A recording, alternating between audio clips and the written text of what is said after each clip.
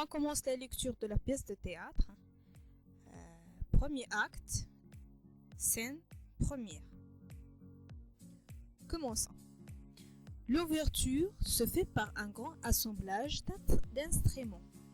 Et dans le milieu du théâtre, on voit un élève du maître de musique qui compose sur une table un air que le bourgeois a demandé pour une sérénade. Acte 1, scène première.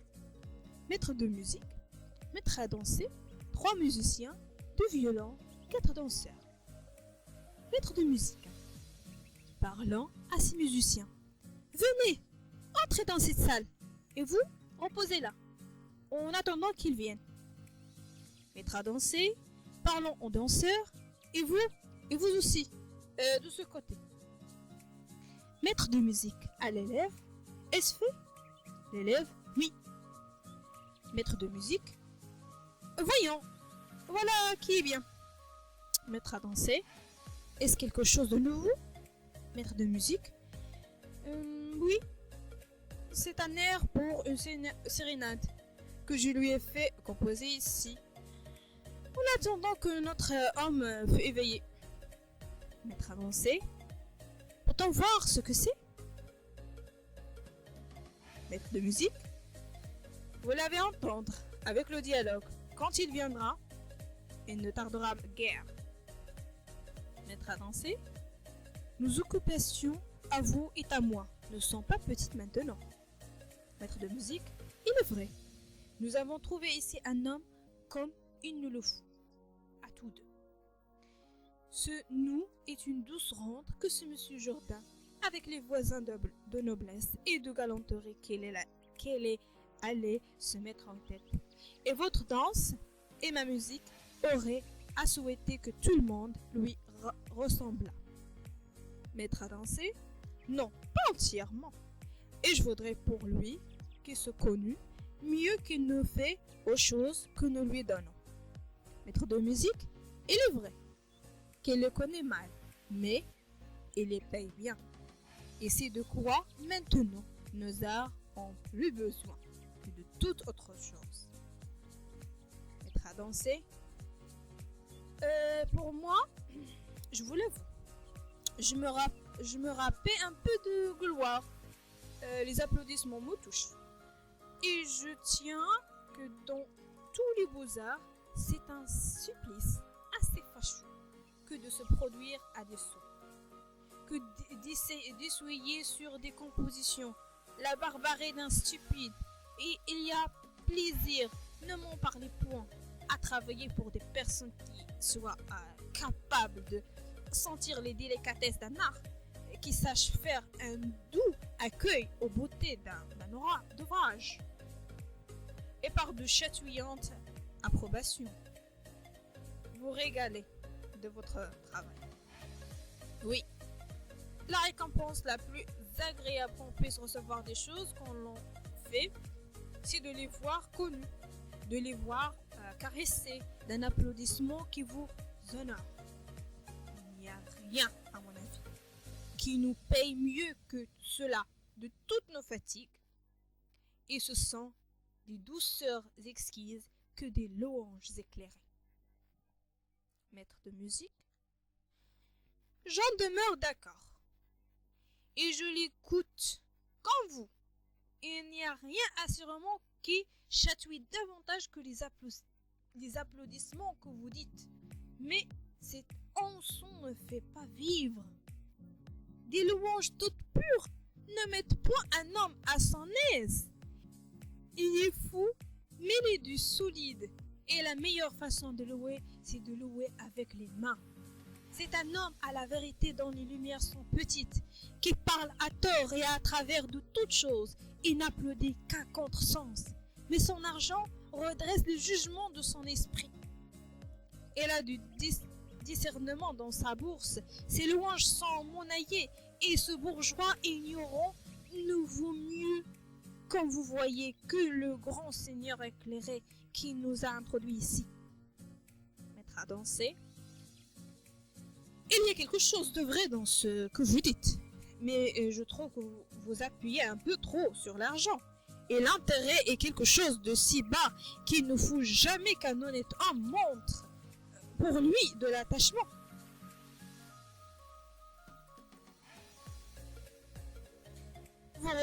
Maître de musique, vous recevez fort bien pourtant l'argent que notre homme vous donne.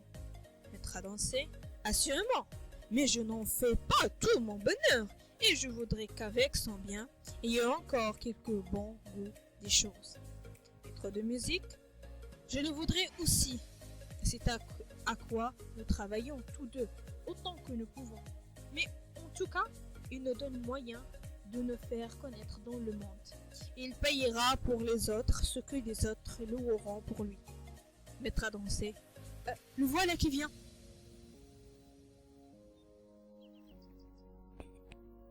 Bien. Ce qu'on vient de lire est la première scène du premier acte. Ce qu'on appelle, nommé au domaine du théâtre ou jargon théâtral, la scène d'exposition.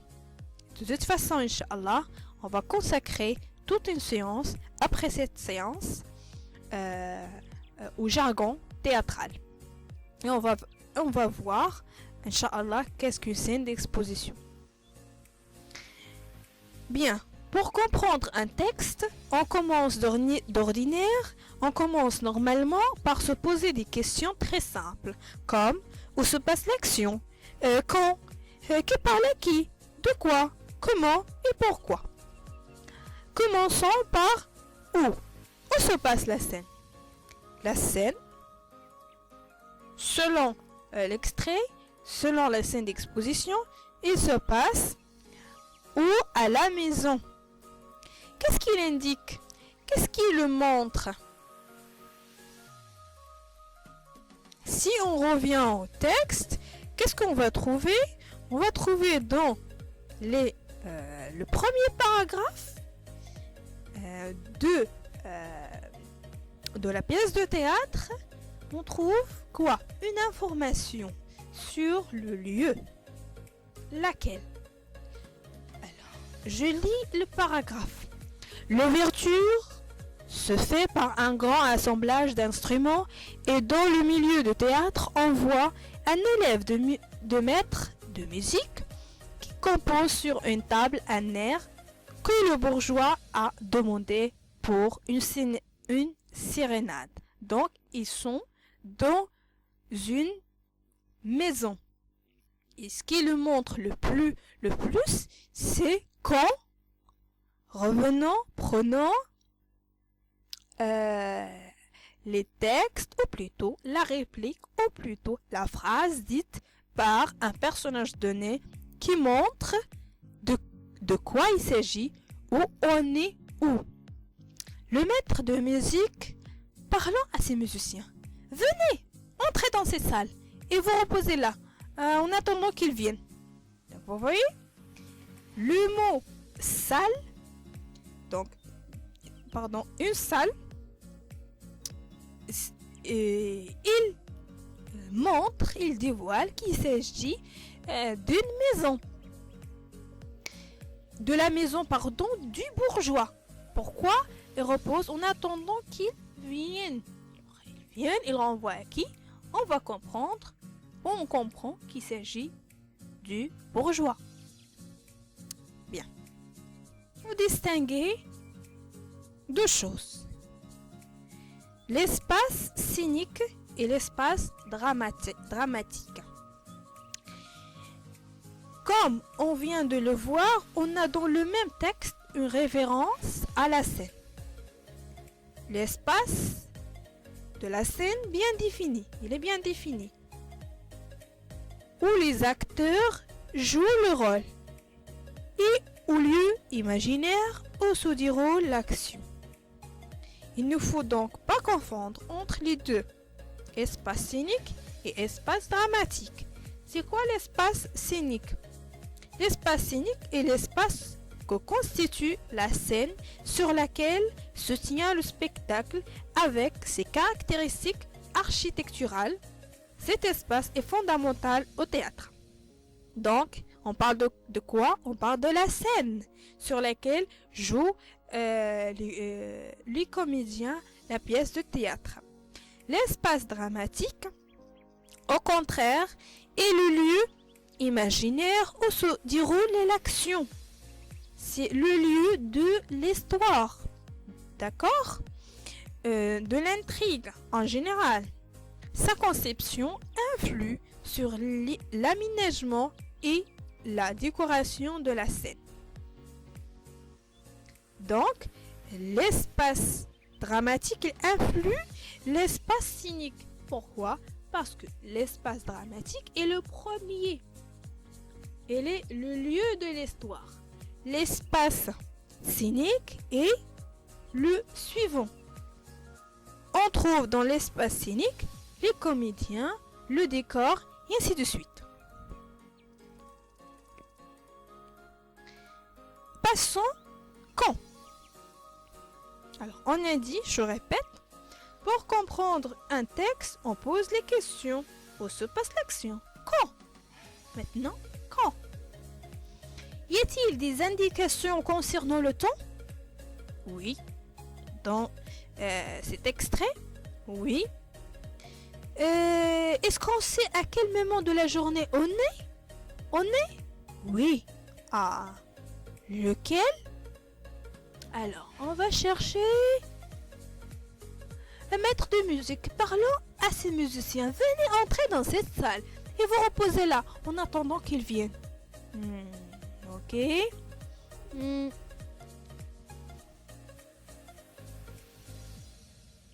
Ah, maître de musique?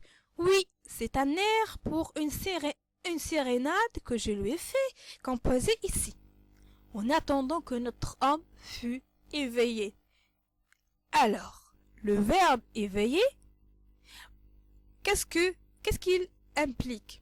Il signifiait que le maître de musique et le maître à danser et les élèves attendent que l'homme, le bourgeois plutôt, fut réveillé. Ça veut dire réveillé, ça veut dire qu'il dorme. Donc, on est en quel moment de la journée? On est le matin. D'accord? On est dans le matin. Aussi, alors, lorsqu'on pose la question quand, on parle automatiquement de quoi? Du temps. Donc, le temps au théâtre, il faut là aussi distinguer entre le temps de la représentation et le temps de l'action de l'histoire représentée. D'accord?